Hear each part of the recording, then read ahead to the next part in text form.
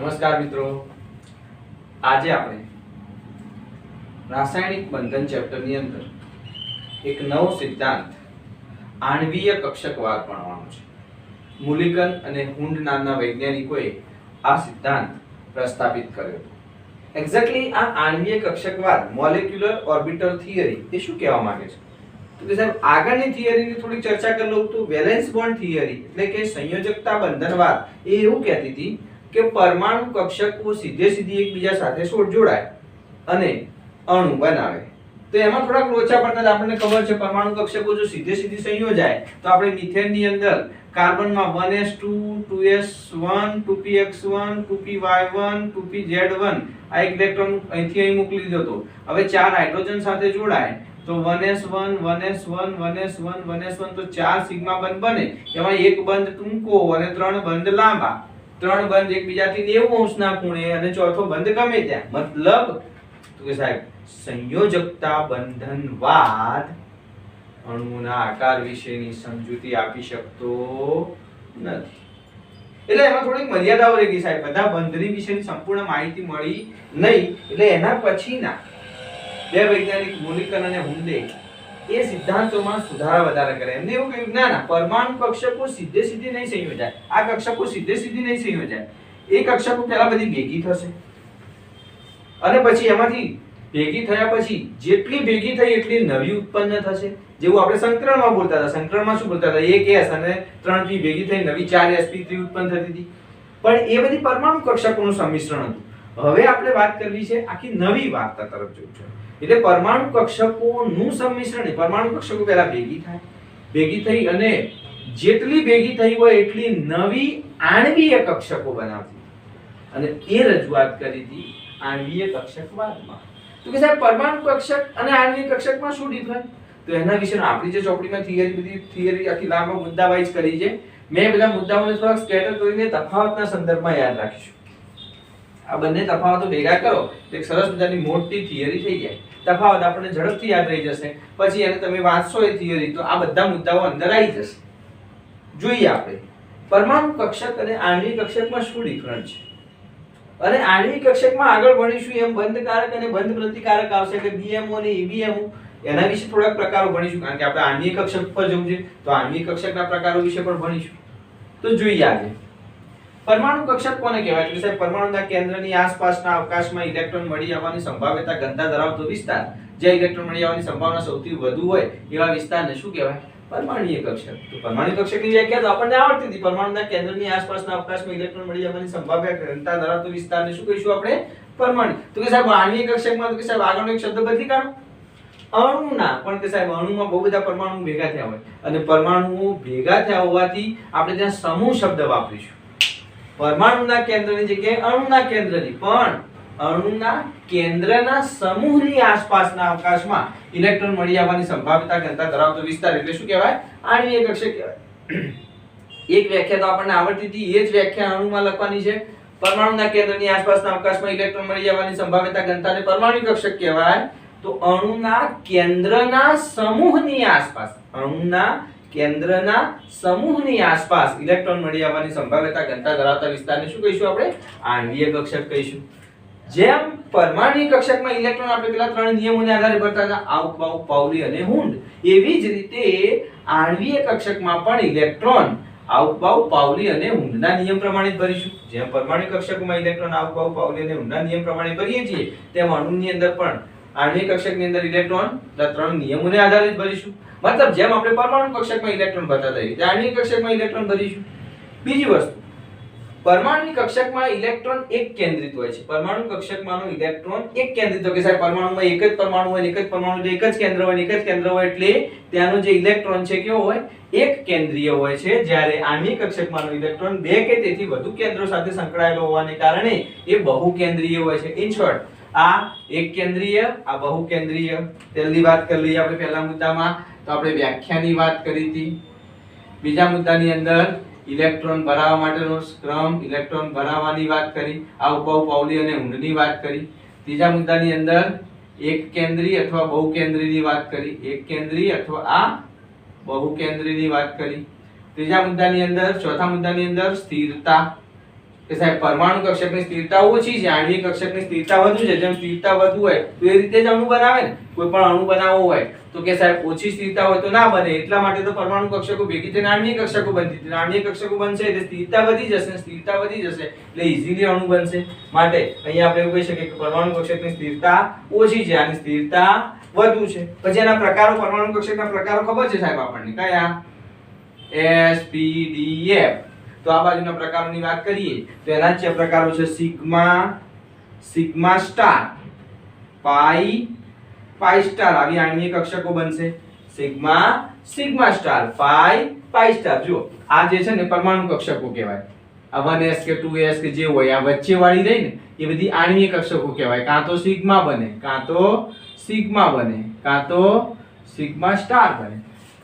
એટલે sigma, sigma star, પાઈ, પાઈ star આવી આણ્વિક કક્ષકો બને. ચલો પરમાણુ કક્ષકને રજૂ કરવા માટે તો સાહેબ ગૌણ ક્વોન્ટમ ખ્યાલથી રજૂ કરવામાં આવે છે. પરમાણુ કક્ષકને કઈ રીતે રજૂ કરીશ, કઈ રીતે દર્શાવીએ છીએ આપણે? ગૌણ ક્વોન્ટમાંક L દ્વારા. L બરાબર 0 હોય તો S, L બરાબર 1 હોય તો P, L બરાબર 2 હોય તો D. આપણને ખબર છે સાહેબ. તો એવી જ રીતે આણ્વિક કક્ષકોને રજૂ કરવા માટે પરમાણુ કક્ષકોના રૈખિક સંગઠનથી નક્કી કરવામાં આવે છે. એટલે પરમાણુ કક્ષકોનું LCAO કરવામાં આવે, linear combination of atomic orbital. મતલબ એકદમ શોર્ટમાં કહું તો સાહેબ રૈખિક સંગઠન. શું કહીશું આપણે? રૈખિક સંગઠન. હજુ થોડુંક સારા શબ્દમાં બોલું તો એક ઘાત સંચય. આ એક ઘાત સંચય એટલે શું સાહેબ? તો કે એક વખત સરવાળો, એક વખત બાદબાકી, એક વખત સરવાળો કરો, એક વખત સરવાળો કરો અને એક વખત બાદબાકી કરો. એ દરમિયાન જે ઘટના છે એને એક ઘાત સંચય કહેવાય અથવા રૈખિક સંગઠન કહેવાય અથવા LCAO કહેવાય.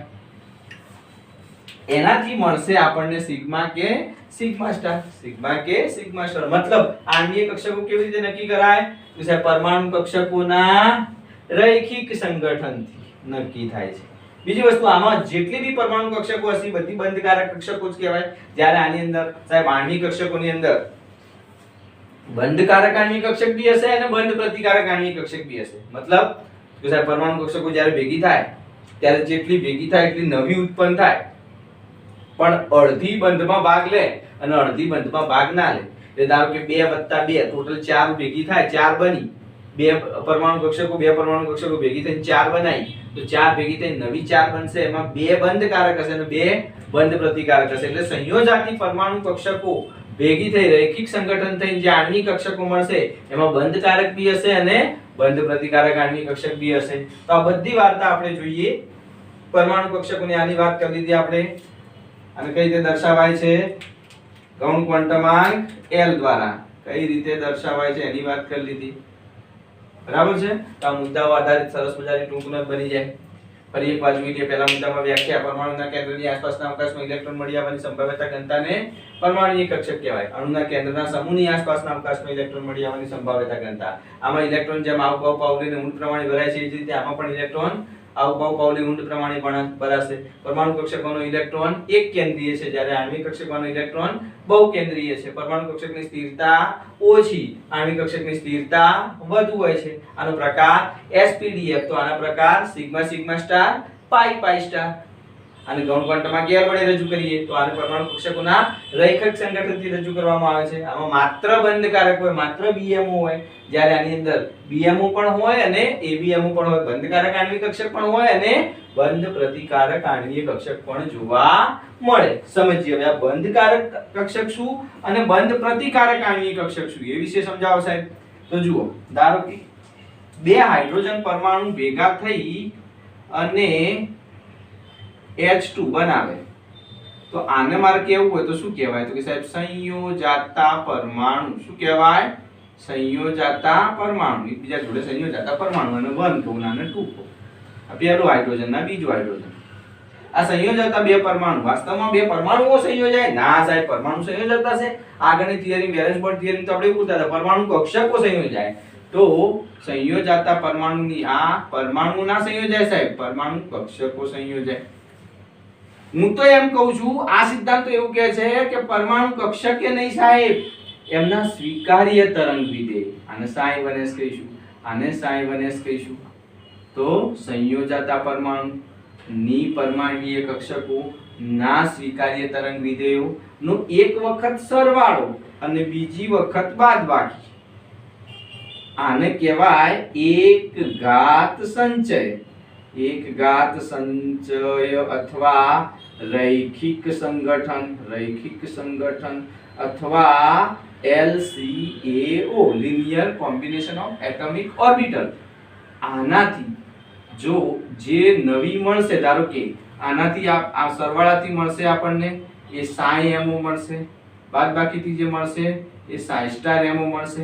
તો આની જે સરવાળાથી જે મળી એની શક્તિ ઓછી હશે માટે એને BMO કહીશું. આની શક્તિ વધારે હશે એટલે આને ψ*MO કહીશું. મતલબ આ ABMO કહેવાશે, આ BMO કહેવાશે. શબ્દો બધા ભેગા કરીએ. સંયોજાતા પરમાણુ, નિપરમાણવીય કક્ષકો, ના સ્વીકાર્ય તરંગ વિધેયો ના એક ઘાત સંચયથી મળતી કક્ષક એને કહેવાય આણ્વીય કક્ષક. એ સાહેબ એક ઘાત સંચયમાં બે ઓપ્શન પાછા, સરવાળો બી હોય અને બાદબાકી બી હોય. સરવાળાને કેમિસ્ટ્રીના શબ્દમાં બોલું તો પૂરક સંમિશ્રણ કહેવાય. સરવાળો પૂરક એટલે એકબીજાને મદદરૂપ થયા, અને માઈનસ એટલે વિરોધક સંમિશ્રણ. તો જો પૂરક સંમિશ્રણથી જે આણ્વીય કક્ષક મળે એને શું કહીશું આપણે? BMO. અને વિરોધક સંમિશ્રણથી જે આણ્વીય કક્ષક મળે એને શું કહીશું આપણે? ABMO. ફરી એકવાર જુઓ, સંયોજાતા પરમાણુ, શબ્દો બધા ભેગા કર્યા જ મેળવો. સંયોજાતા પરમાણુ, નિપરમાણવીય કક્ષકો, હાઇડ્રોજન ના સંયોજાય સાહેબ, એમની કક્ષકો સંયોજાય 1s. પણ આ થિયરી એવું કહે છે કે 1s નહીં સાહેબ, એમના સ્વીકાર્ય તરંગ વિધેય ψ, તો એમના સ્વીકાર્ય તરંગ વિધેય ψ1s. એનું શું થાય તો કે એક વખત સરવાળો એક વખત બાદબાકી. જે સરવાળા વાળી જે ઘટના છે એને શું કહીશું આપણે? પૂરક સંમિશ્રણ. આને શું કહીશું? પૂરક સંમિશ્રણ. આને શું કહીશું? વિરોધક સંમિશ્રણ, બાદબાકી વાળી. તો પૂરક સંમિશ્રણથી જે આણ્વીય કક્ષક મળી ψMO અથવા તો σMO એને કહીશું આપણે બંધકારક આણ્વીય કક્ષક. કેમ તો કે આની શક્તિ કેવી હશે? મૂળ પરમાણુ કક્ષક કરતા ઓછી હશે. સંયોજાતા પરમાણુની પરમાણુ કક્ષકના સ્વીકાર્ય તરંગ વિધેયના વિરોધક સંમિશ્રણથી મળતી આણ્વીય કક્ષક ψ*MO ની શક્તિ મૂળ પરમાણુય કક્ષક આ બંને કરતા કેવી? વધુ.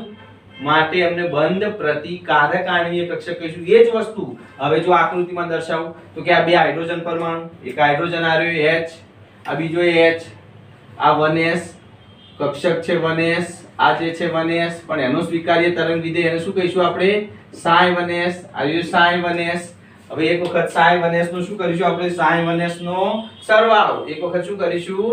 બાદબાકી. તો અહીંયા A અને B દીધું છે, જગ્યાએ ψ હાઇડ્રોજન પણ ψ હાઇડ્રોજન વધ ψ2 અથવા ψ1s ψ1s. પણ આ ψ1s1 ψ1s2 બે હાઇડ્રોજન પરમાણુ એમની બે ભેગી થશે. બે ભેગી થઈ નવી જેટલી ભેગી થશે, જેટલી પરમાણુ કક્ષકોનું સંમિશ્રણ થાય તેટલી જ સંખ્યામાં નવી આણ્વીય કક્ષકો બને. એટલે એક અને એક બે ભેગી થઈ તો નવી બે બની. આ વચ્ચે રહી આણ્વીય કક્ષકો, એમાં બે બની એમાં અડધાની શક્તિ ઓછી ને અડધાની વધારે. એટલે અડધા બે બની એમાંથી એકની શક્તિ મૂળ પરમાણુ કક્ષક કરતા ઓછી અને એકની શક્તિ મૂળ પરમાણુ કક્ષક કરતા વધુ. આપણે ઊર્જાના સંદર્ભમાં આખો આલેખ છે, એટલે આલેખના સંદર્ભમાં જો અહીંયા મેં ઊર્જા લખી તો ઊર્જાના સંદર્ભમાં આ પરમાણુ કક્ષકોની ઊર્જા આટલી છે, તો આની જે ઊર્જા છે ψMO ની, એની ઊર્જા પરમાણુ કક્ષક કરતા કેવી? ઓછી. પણ આ ψ*MO ની, જે σ*MO ની પરમાણુ કક્ષકની ઊર્જા આ બંને કરતા કેવી છે?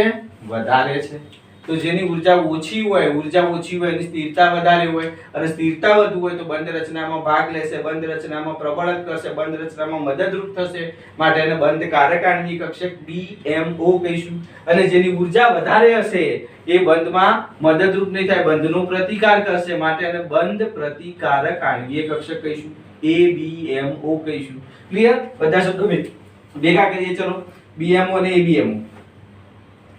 BMO ને શું કહેવાય? બંધકારક આણ્વીય કક્ષક, bonding molecule orbital, anti bonding molecule orbital. તો આનું પહેલા તો આપણે પૂરું નામ લખી દીધું. BMO ABMO વિશે તફાવત આપો તો બંધકારક આણ્વીય કક્ષકને BMO કહેવામાં આવે છે, જ્યારે બંધ પ્રતિકારક આણ્વીય કક્ષકને ABMO કહેવામાં આવે છે. શબ્દો સાહેબ ખાલી ભેગા કરવાના. સંયોજાતા પરમાણુની પરમાણ્વીય કક્ષકના સ્વીકાર્ય તરંગ વિધેયના પૂરક સંમિશ્રણથી જે મળે એને બોન્ડિંગ. સંયોજાતા પરમાણુની પરમાણ્વિક કક્ષકના સ્વીકાર્ય તરંગ વિધેયના સરવાળાથી એટલે કે પૂરક સંમિશ્રણથી મળતી આણ્વિક કક્ષક એને કહેવાય BMO. તો બોલો એ BMO ની વ્યાખ્યા. સંયોજાતા પરમાણુની પરમાણ્વીય કક્ષકોના સ્વીકાર્ય તરંગ વિધેયના વિરોધક સંમિશ્રણથી મળતી આણ્વીય કક્ષક. વિરોધક સંમિશ્રણથી મળતી આણ્વીય કક્ષક શું કહીશું આપણે? બંધ પ્રતિકારક આણ્વીય કક્ષક. આ પૂરક સંમિશ્રણથી મળી તો આ BMO કહેવાય. આ વિરોધક સંમિશ્રણ આ બાદબાકીથી મળી તો એને ABMO કહેવાય.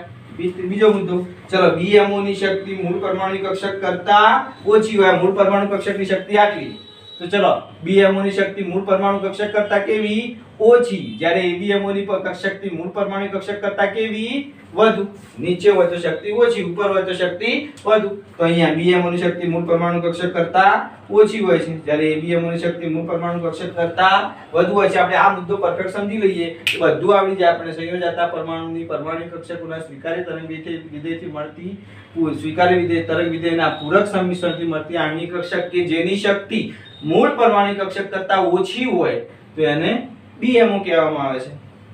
અને સંયોજાતા પરમાણુની પરમાણ્વીય કક્ષકના સ્વીકાર્ય તરંગ વિધેયના વિરોધક સંમિશ્રણથી મળતી આણ્વીય કક્ષક કે જેની શક્તિ મૂળ પરમાણ્વીય કક્ષક કરતા વધુ હોય તો એને શું કહીશું આપણે? ABMO. એટલે બંને મુદ્દા આવી ગયા અંદર.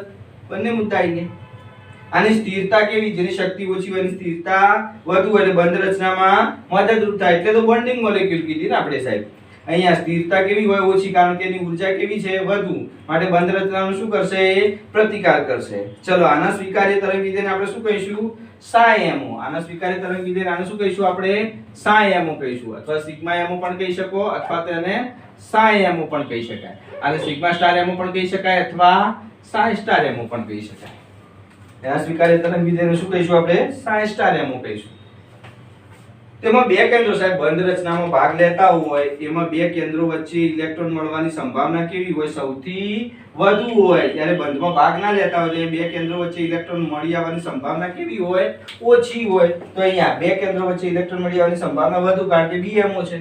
જ્યારે એ બંધનો પ્રતિકાર કરે છે એનો મતલબ બે કેન્દ્રો વચ્ચે ઇલેક્ટ્રોન મળી આવવાની સંભાવના કેવી હશે?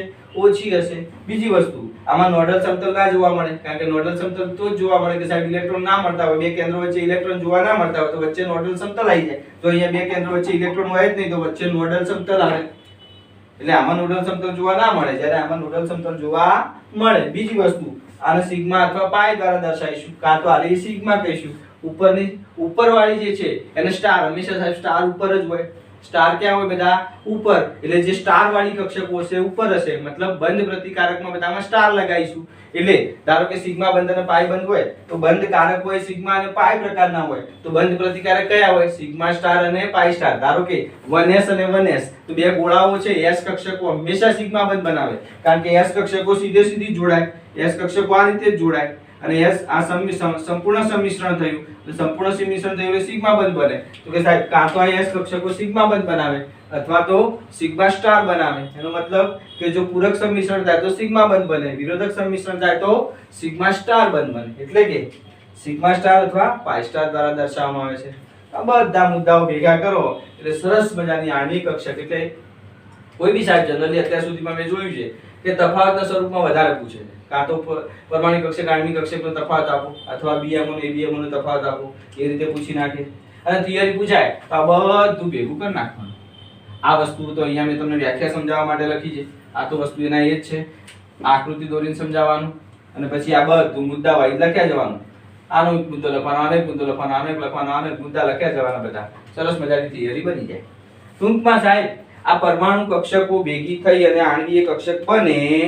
પરમાણુ કક્ષકો જ્યારે ભેગી થઈને આણ્વીય કક્ષક બને ત્યારે અણુ બને, મતલબ ત્યારે સંયોજન બને.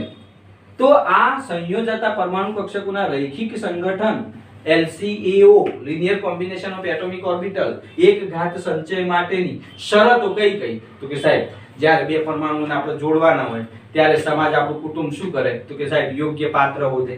યોગ્ય પાત્ર એટલે કે સાહેબ બંનેની બર્થડે હરખી ઉજવાય. ના સાહેબ એક્ઝેક્ટ હરખી હોય કે ના આવ્યો હોય એવું જરૂર નહીં કે સાહેબ બર્થડે, હા એકાદ બે વર્ષનો તફાવત હોય તો ચાલે. તો પરમાણુ સંયોજાતી પરમાણુ કક્ષકો સરખી અથવા લગભગ સરખી ઊર્જા હોવી જોઈએ. બંનેની ઊર્જા લગભગ કેવી હોવી જોઈએ? સંયોજાતી પરમાણુ કક્ષકો જે આણ્વિક કક્ષકો બનાવવાની છે બંનેની ઊર્જા કેવી હોવી જોઈએ? જો અહીંયા 1s 1s કે બંનેની ઊર્જા સરખી, બહુ મોટો તફાવત ના હોવો જોઈએ. પછી 1s હોય એ પેલા 7p જોડે કે હેડો આપણે બે સંમિશ્રણ કરીએ અને નવી આણ્વિક કક્ષકો 7p કે ઘેર જા તો નાની. મતલબ સંયોજાતી પરમાણુ કક્ષકોની ઊર્જા સરખી અથવા લગભગ સરખી હોવી જોઈએ. પહેલી ઊર્જા સમાન ઊર્જા ધરાવતી પરમાણુ કક્ષકો સંયોજાય. બીજી વસ્તુ કે સાહેબ એમની સમમિતિ સમાન હોવી જોઈએ. મતલબ કે બંનેની બર્થડે સમાન હોય, એક કૂતરું હોય ને ગધેડું હોય, ચાલે? જે સાહેબ હોતું છે તેમાં સંમિશ્રણ ના થાય. સમાન સમમિતિ એટલે કે બંને કક્ષકો સરખી હોવી જોઈએ. માણસ હોય, કૂતરું હોય, બિલાડું હોય, એમનું સંમિશ્રણ થઈને આણ્વિક કક્ષકો બને સાહેબ. એક સમમિતિ સમાન એનો મતલબ કે સાહેબ px હોય, px કક્ષક px એ py જોડે સંમિશ્રિત ના થાય, px જોડે સંમિશ્રિત થાય, py જોડે. પછી px કક્ષક હોય એ s જોડે ના થાય. મતલબ સમમિતિ સમાન હોય. સંયોજાતી પરમાણુ કક્ષકો જ્યારે આણ્વીય અક્ષ ઉપર આવે ત્યારે એની સમમિતિ કેવી હોવી જોઈએ? સમાન હોવી જોઈએ. પહેલી ઊર્જા લગભગ સમાન હોવી જોઈએ, બીજું સમમિતિ લગભગ સમાન હોવી જોઈએ, ત્રીજું જો સંયોજાતી પરમાણુ કક્ષકો જે બે પાત્રો એકબીજા જોડે જોડાવાના છે, આણ્વિક કક્ષક બનાવવાના છે, જો એમના વિચારોનું સંમિશ્રણ પૂરતા પ્રમાણમાં નહીં થાય, એમના વિચારો બંનેના જુદા મળતા નહીં હોય તો કે સાહેબ તો એક ઘાત સંચય થશે નહીં. જો એમના વિચારોનું સંમિશ્રણ પૂરતા પ્રમાણમાં થશે, જો બંનેના વિચારો સરખા હશે તો આણ્વિક કક્ષક બનશે. ટૂંકમાં પરમાણુ કક્ષકોનું મહત્તમ માત્રામાં જો સંમિશ્રણ થશે તો આણ્વિક કક્ષકો બનશે. તો આણ્વિક કક્ષકો રચાવવા માટે ત્રણ શરતો. પહેલી તો ઊર્જામાં બહુ મોટો તફાવત ના હોવો જોઈએ, ઊર્જા લગભગ સરખી હોવી જોઈએ. બીજી વસ્તુ સમમિતિ લગભગ સમાન હોવી જોઈએ અથવા સમમિતિ સમાન હોવી જોઈએ. અને ત્રીજી વસ્તુ તો કે સાહેબ સંયોજાતી પરમાણુ કક્ષકોનું સંમિશ્રણ વધુ પ્રમાણમાં થશે, યોગ્ય માત્રામાં સંમિશ્રણ થશે તો જ આણ્વીય કક્ષકો રચાશે. અને જો આણ્વિક કક્ષક રચાશે તો બે કેન્દ્રો વચ્ચે ઇલેક્ટ્રોન ઘનતા વધુ મળશે. અને જો બે કેન્દ્રો વચ્ચે ઇલેક્ટ્રોન ઘનતા વધુ હોય તો બે કેન્દ્રોએ ઇલેક્ટ્રોન મેળવવા નજીક આવશે, એના કારણે બંધ બની જશે. ટૂંકમાં પરમાણુ કક્ષકોના સંગઠન માટેની ત્રણ શરતો છે. આ 2 માર્કના પ્રશ્ન મૂકી દે કે પરમાણુ કક્ષકોના સંગઠન માટેની શરતો જણાવો. હા નકરો પ્રશ્ન. અથવા બીએમઓની વ્યાખ્યા લખો ને બીએમઓની વ્યાખ્યા લખો, ખાલી બે વ્યાખ્યાઓ મૂકી દે તો 2 માર્કમાં જતું રહે. ગમે તે એક તફાવત 2 માર્કમાં મૂકી દે તો સરસ મજાની થિયરી મારી દ્રષ્ટિએ આઈએમપી થિયરી કહેવાય, મોલેક્યુલર ઓર્બિટલ થિયરી, આણ્વીય કક્ષકવાદ. અને આ સમજણ પડી જાય તમને તો આના પછીનો જે ટોપિક છે બહુ મજા આવે એવો છે, ઈઝીલી આવડી જાય, દાખલા ટાઈપનો છે એટલે આવડી જશે તમને. ઓકે, ધન્યવાદ.